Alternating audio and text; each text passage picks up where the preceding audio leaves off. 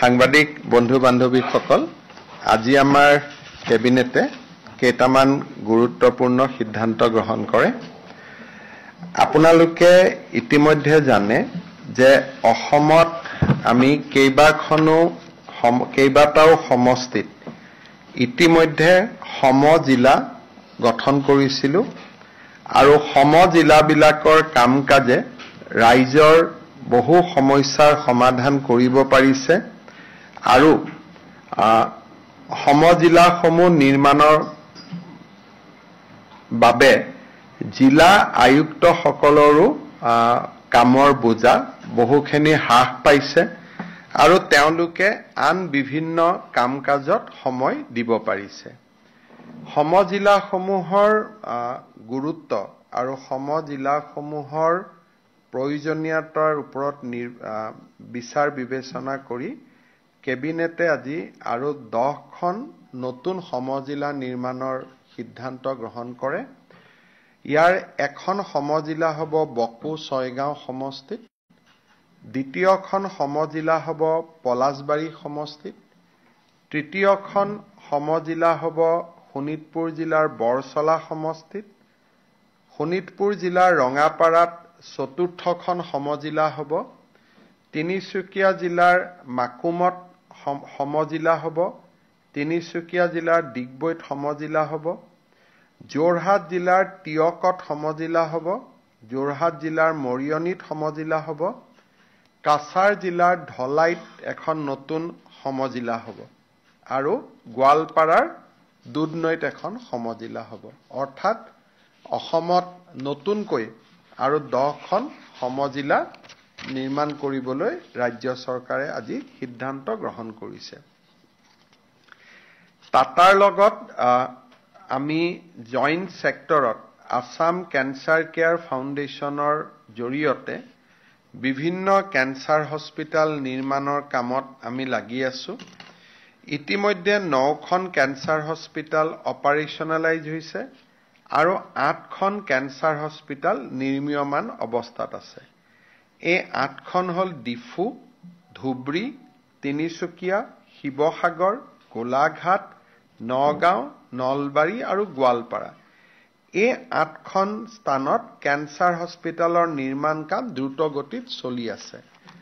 এই নিৰ্মাণ কাৰ্য এই বছৰতে যাতে আমি আৰু আগবঢ়াই দিব পাৰো, তাৰ বাবে আজি কেবিনেটে 250 কোটি টকা মঞ্জুৰ কৰিছে। ইতিমধ্যে আমি প্ৰায় 2500 কোটি টকা খৰচ কৰিছো। আজি নতুনকৈ 250 কোটি টকা কেবিনেটে অনুমোদন দিছে। আমাৰ কেইটামান গাখীৰ উৎপাদন কেন্দ্ৰ আমি নিৰ্মাণ কৰিছিলো বোকাখাত, ডিব্ৰুগড়, যোৰহাট, বজালী। এই 4টা গাখীৰ উৎপাদন কেন্দ্ৰ বিভাগে নিৰ্মাণ কৰিছিল ভেটেনাৰী ডিপাৰ্টমেণ্টে। আমি এই গোটেইকেইটা গাখীৰ উৎপাদন কেন্দ্ৰ আজি north east dairy and foods লিমিটেডক চলাবৰ কাৰণে আমি অৰ্পণ কৰোঁ। আপোনালোকে জানে যে north east dairy and foods limited হ'ল অসম চৰকাৰ আৰু ভাৰত চৰকাৰৰ এটা যৌথ সংস্থা। এইটো এটা গভৰ্ণমেণ্ট ইনষ্টিটিউট। এটা চৰকাৰী বিভাগৰ পৰা আন এটা বিভাগলৈকে দিয়া হ'ল যাতে গোটেই কামখিনি খুব সুন্দৰ কৰি পৰিচালনা হ'ব পাৰে। আজি আমাৰ কেবিনেটত এটা দিশ খুব দীঘলীয়াকৈ আমি আলোচনা কৰোঁ। আপোনালোক সকলোৱে জানে যে ডক্টৰ ভূপেন হাজৰিকাৰ জন্ম শতবাৰ্ষিকী 8 ছেপ্টেম্বৰ 2025ত আৰম্ভ হ'ব আৰু 8 ছেপ্টেম্বৰ 2026ত সামৰণি পৰিব। অৰ্থাৎ ডক্টৰ ভূপেন হাজৰিকাৰ জন্ম হৈছিলে 8 ছেপ্টেম্বৰ 1926 চনত আৰু 2026 চনত শতবৰ্ষ হ'ব আৰু তাৰ এবছৰ আগৰ পৰা আমি বছৰজোৰা কাৰ্যসূচীৰে ৰাজ্য চৰকাৰে ডক্টৰ ভূপেন হাজৰিকাৰ শতবাৰ্ষিকী পালন কৰিবলৈ সিদ্ধান্ত গ্ৰহণ কৰিছে। ডক্টৰ ভূপেন হাজৰিকাৰ শতবাৰ্ষিকী খুব সুন্দৰভাৱে পালন কৰিবলৈ ৰাজ্য চৰকাৰে অসমৰ মুখ্যমন্ত্ৰীৰ অধ্যক্ষতাত এখন 50জনীয়া সমিতি নিৰ্মাণৰ বাবে সিদ্ধান্ত গ্ৰহণ কৰিছে আৰু এই কমিটিখনত পৃষ্ঠপোষক হিচাপে আমি উত্তৰ পূৰ্বৰ আটাইকেইখন ৰাজ্যৰ মুখ্যমন্ত্ৰীসকলকো আসন গ্ৰহণ কৰিবলৈ আমন্ত্ৰণ জনাম অৰ্থাৎ অসমৰ মুখ্যমন্ত্ৰী সভাপতি হ'ব বাকি 7খন ৰাজ্যৰ মুখ্যমন্ত্ৰী এই সমিতিখনৰ পৃষ্ঠপোষক হ'বৰ বাবে আমি আমন্ত্ৰণ জনাম আৰু গোটেই সমিতিখন 50জনীয়া এখন শক্তিশালী সমিতি হ'ব 8 ছেপ্টেম্বৰ 2025 তাৰিখে ভাৰতৰ ৰাষ্ট্ৰপতি অথবা প্ৰধানমন্ত্ৰী ডাঙৰীয়াৰ কৰকমলেৰে আমি শতবাৰ্ষিকী অনুষ্ঠান আৰম্ভ কৰিম আৰু 8 ছেপ্টেম্বৰ 2026ত আকৌ ৰাষ্ট্ৰপতি মহোদয়া বা প্ৰধানমন্ত্ৰী ডাঙৰীয়াৰ উপস্থিতিত আমি শতবাৰ্ষিকী অনুষ্ঠানৰ সামৰণি মাৰিম অৰ্থাৎ আৰম্ভণি আৰু সামৰণিত নতুবা প্ৰধানমন্ত্ৰী নতুবা ৰাষ্ট্ৰপতি এগৰাকী উপস্থিত থাকিব আৰু তেখেতৰ এই শতবাৰ্ষিকী অনুষ্ঠান আমি এটা অনুষ্ঠান নতুন দিল্লীত কৰিম আৰম্ভণিটো বা সামৰণিটো আৰু এটা অনুষ্ঠান আমি গুৱাহাটীত কৰিম আৰম্ভণি বা সামৰণি তিনিটা বিশেষ অনুষ্ঠান আমি কৰিম এটা অনুষ্ঠান অৰুণাচল প্ৰদেশত কৰিম য'ত ভূপেন হাজৰিকাই নিজৰ শৈশৱ পাৰ কৰিছিল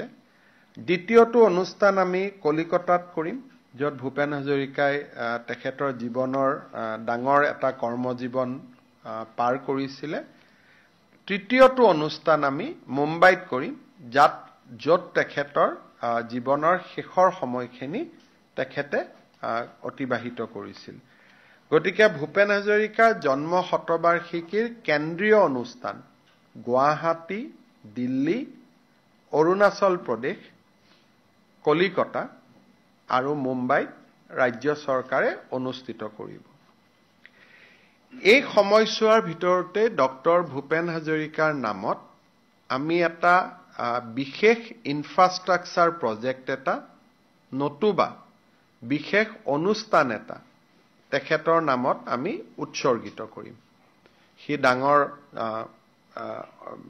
এটা ষ্ট্ৰাকচাৰ এটা যেনেকুৱা ধৰণে আমি চাম কোনোবা এখন বিশ্ববিদ্যালয় তেখেতৰ নামত হ'ব পাৰে কোনোবা এটা অনুষ্ঠান হ'ব পাৰে আমাৰ 50জনীয়া কমিটিয়ে সেই ক্ষেত্ৰত সিদ্ধান্ত ল'ব ডক্টৰ ভূপেন হাজৰিকাৰ জীৱনী এখন আমি এই বছৰত 10 লাখ অসমবাসী ৰাইজৰ মাজলৈ আমি প্ৰেৰণ কৰিম মুখ্যমন্ত্ৰীৰ যেটো নতুন বছৰৰ আৰম্ভণিতে আমি যে গ্ৰিটিংছ পঠাও এইবাৰ আমি ভূপেন হাজৰিকাৰ জীৱনী এখন অনুৰাধা শৰ্মা পূজাৰী ডাঙৰীয়ানীক ইতিমধ্যে আমি দায়িত্ব দিছো এখন জীৱনী তেখেতৰ সংক্ষিপ্ত জীৱন বুৰঞ্জী এখন লিখিবৰ বাবে আৰু সেই জীৱন বুৰঞ্জীখন অসমৰ হাইয়েষ্ট প্ৰিন্টেড এডিশন হ'ব 10 লাখ কপি মুদ্ৰণ কৰা হ'ব আৰু এই 10 লাখ কপি অসমৰ 10 লাখ ব্যক্তিৰ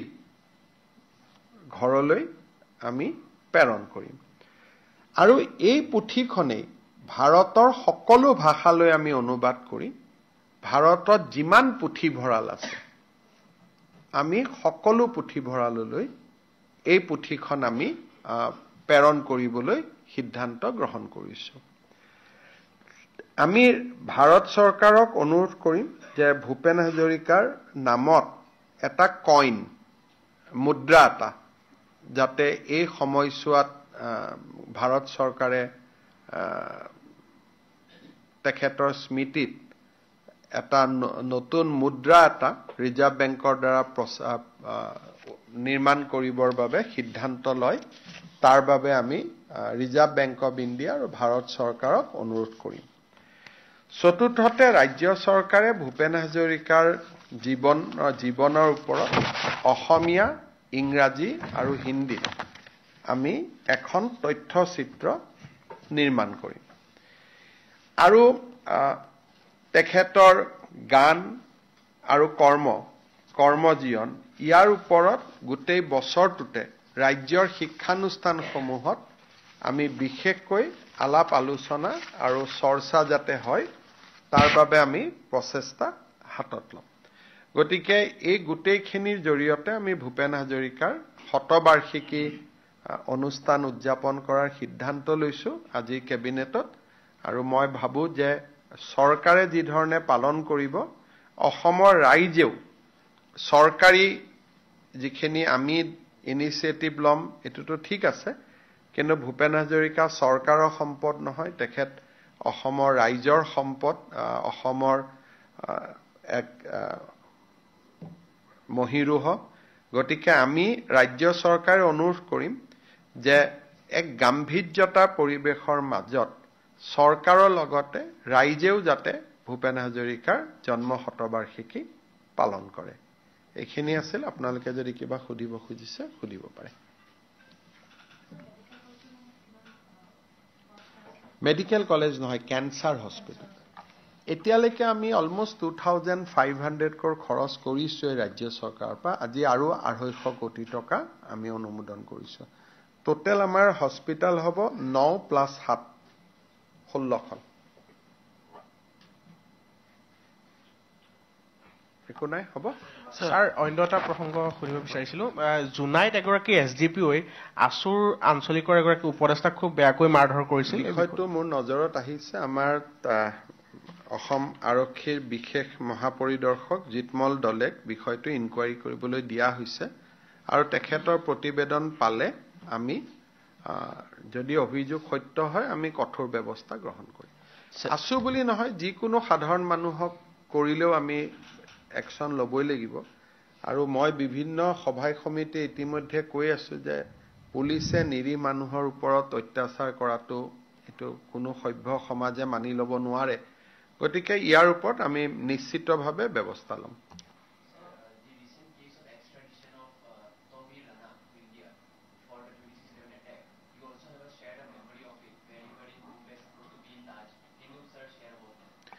No,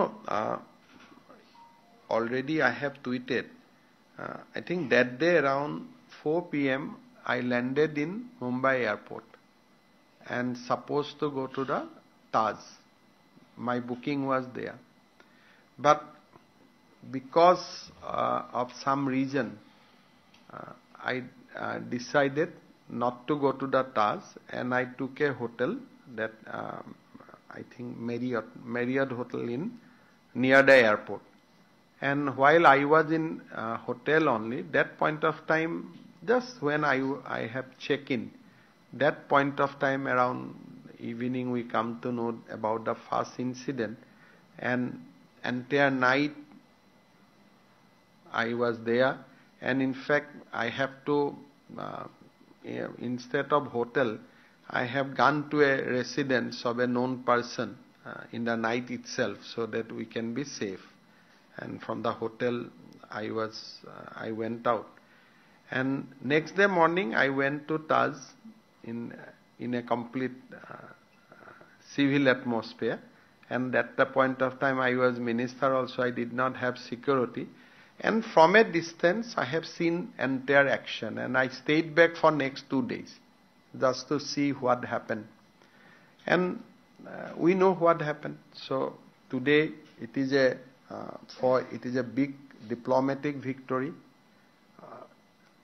because of Prime Minister Modi. As you know, that American court has in fact acquitted Rana at some point of time during the UPA regime.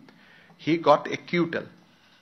He was in the jail because of the Dennis case, not because of the Mumbai case.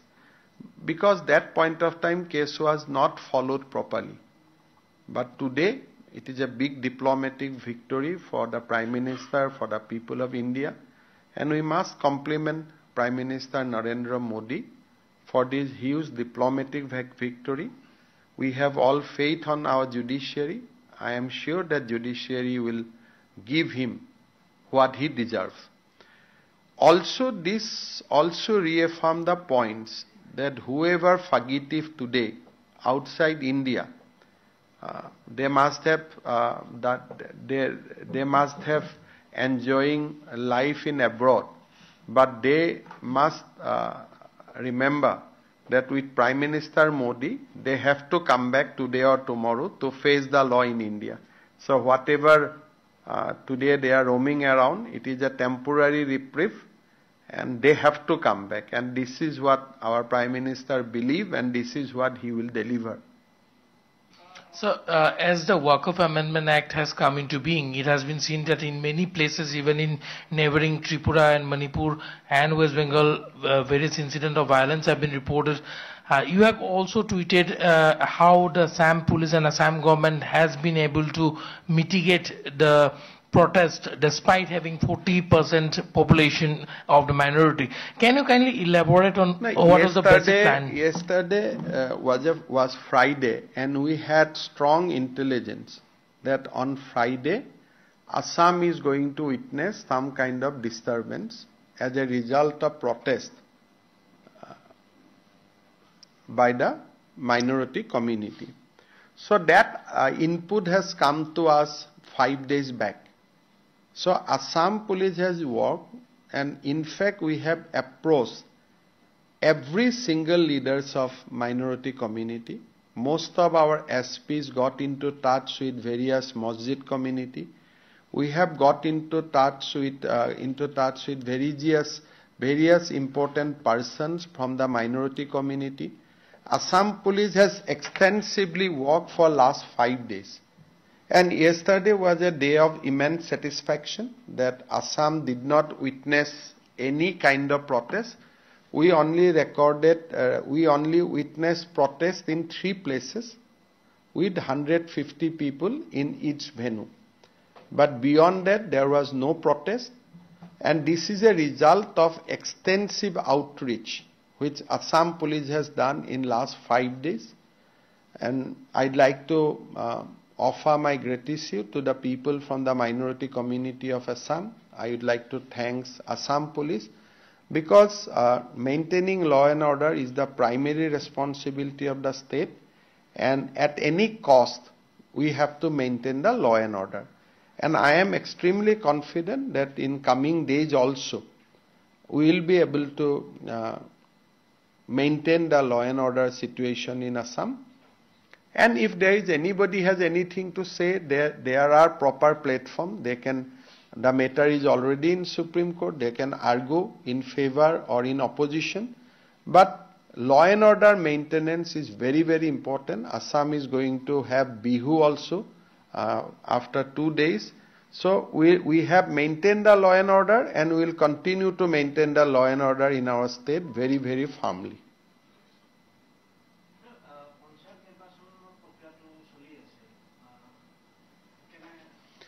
পঞ্চায়তত মই ভাবো যে কালি মই party অফিচত যাম বা কালি আমি ইয়াত আমাৰ দুধনৈটো শপত গ্ৰহণ আছে, তেতিয়া আপোনালোকক ডাটাটো ক'ব পাৰিম। কিন্তু বহুতবিলাক ভাৰতীয় জনতা পাৰ্টি আৰু মিত্ৰজোঁটৰ পাৰ্টি ইতিমধ্যে বহুত বিনা প্ৰতিদ্বন্দ্বিতাৰে নিৰ্বাচিত হৈছে।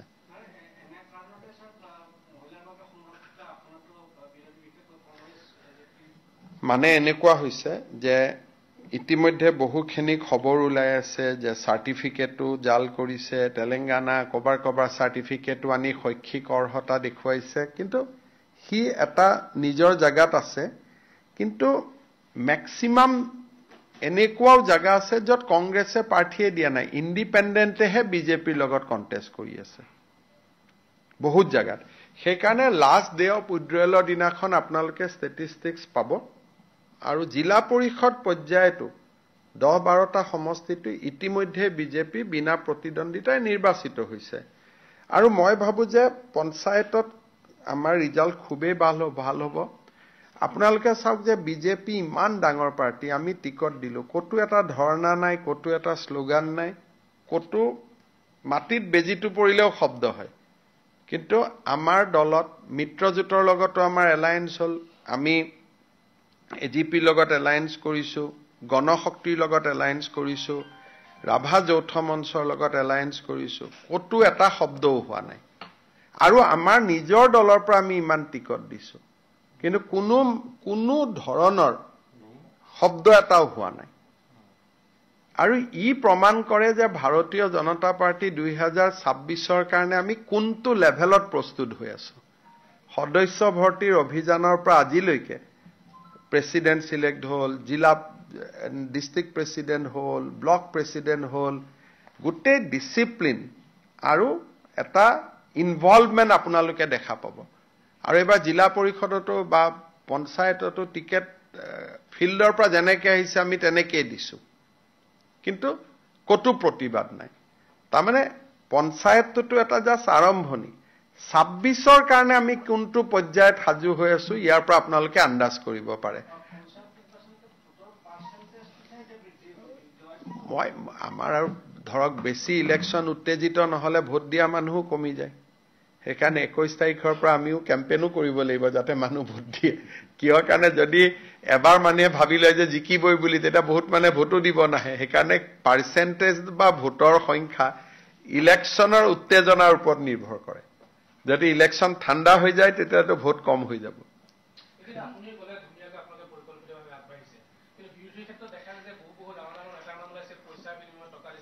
এইটো কংগ্ৰেছে যে টেপ ওলাই আছে ফোন কল ওলাই আছে টকা পইচা লৈ টিকট দিয়া ওলাই আছে মণ্ডল প্ৰেসিডেন্টৰ কাৰণে মাৰামাৰি ব্লক প্ৰেসিডেন্টৰ কাৰণে মাৰামাৰি আৰু আহমেদাবাদৰ অধিৱেশনতো কংগ্ৰেছৰ এমপিয়ে কৈছে যে কংগ্ৰেছত বোলে দুই তৰপীয়া মানুহ আছে তাৰমানে কংগ্ৰেছ যে এটা উপযুক্ত প্ৰাৰ্থী নহয় হেতু পাৰ্টি নহয় দল নহয় হেতুটো আহমেদাবাদত কংগ্ৰেছৰ অধিৱেশনত কংগ্ৰেছৰ এমপিয়ে ৰাহুল গান্ধীৰ আগতেই কৈ দিছে যে আমাৰ পাৰ্টিটোৰ অৱস্থা ভাল নহয় ইয়াত গোটেই বিজেপিৰ মানুহেদি ভৰি আছে হেতুটো তেওঁলোকে নিজেই স্বীকাৰ কৰি লৈছে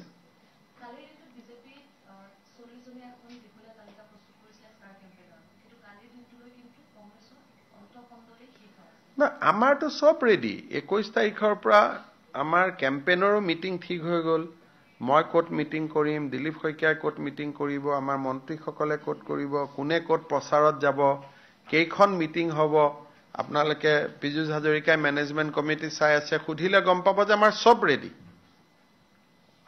আমাৰ একো পোষ্টাৰ আহি গল মেনিফেষ্টো ৰেডি গতিকে বিহু শেষ হোৱাৰ দিনাখনৰ পিছতে আমি জপিয়াই পৰিম আমাৰ সকলো ৰেডি হৈ আছে আৰু এইটো বুলি নহয় আমি আৰু তিনটা ইলেকশনৰ কাৰণে ৰেডি হৈ আছো বিটিসি ফনুৱাল কছাৰী মিছিং কাউন্সিল তাৰ কাৰণেও আমাৰ বেলেগ টিমে কাম কৰি আছে আমি পঞ্চায়ততে ৰখি যোৱা নাই বিটিসি কমিটি অলৰেডি গঠন হৈ গল মোৰ সভাপতিত্বত মিছিং কাউন্সিলৰ কমিটি হৈ গল ফনুৱালৰ কমিটি হৈ গল গতিকে পঞ্চায়তলৈকে ৰখি নাথাকি আমি নেক্সটটো সোমাই গলো ফাইনাল সেমি ফাইনাল বুলি একো নাই আৰু আমি এটাৰ পিছত এটা প্ৰস্তুত হৈ গৈ থাকিম কাৰণ এইখন সেমি ফাইনাল বুলি কলে বিটিসি ইলেকশনৰটো কিবা এটা নাম হ'ব লাগিব সেইকাৰণে কোৱাৰ্টাৰ বুলি কলে সেমি কব ভাল হ'ব যদি এখন সেমি কয় তেতিয়া সেইখনক কি বুলি কব সেইকাৰণে ৰাভাক লীগ বুলি কব লাগিব এখন কোৱাৰ্টাৰ বুলি কব লাগিব বিটিসিক যদি ফুটবলৰ লগত তুলনা কৰে গতিকে এটা আপোনালোকৰ ওপৰত নিৰ্ভৰ যে পঞ্চায়ত আৰু বিটিসি পঞ্চায়ততো সিট থাকিব বিটিসিটো 15খন আসন আছে হিউটো এখন ফাইনেলত সোমাব লাগিব কিবা এটা কোৱাৰ্টাৰে হওক সেমিতে হওক গতিকে হেতু সময়ত আপোনালোকে যি নাম দিয়ে আৰু আমাৰ নাম লৈ পেলাই কোনো কথা নাই স্যাৰ গুৱাহাটীত শেহতীয়াকৈ কেইবাটাও পথ দুৰ্ঘটনা হৈছে যাৰ দুৰ্ঘটনাৰ কাৰণ হৈছে ডাম্পাৰৰ দুৰাত্ম ডাম্পাৰক কোনো ফালৰ পৰা নিয়ন্ত্ৰণ কৰা আজিৰ পৰা গুৱাহাটী পুলিচে ডাম্পাৰ বিলাকক দিলুৱাৰে দুটা ডাম্পাৰ আছে নহয় সমস্যা হৈছে এইটো ধৰিলাক আপোনালোকে ক'ব সাংবাদিকৰ ওপৰত অত্যাচাৰ কৰিলে বুলি যি নহওক আজিৰ পৰা ডাম্পাৰৰ ওপৰত একশ্যন হ'ব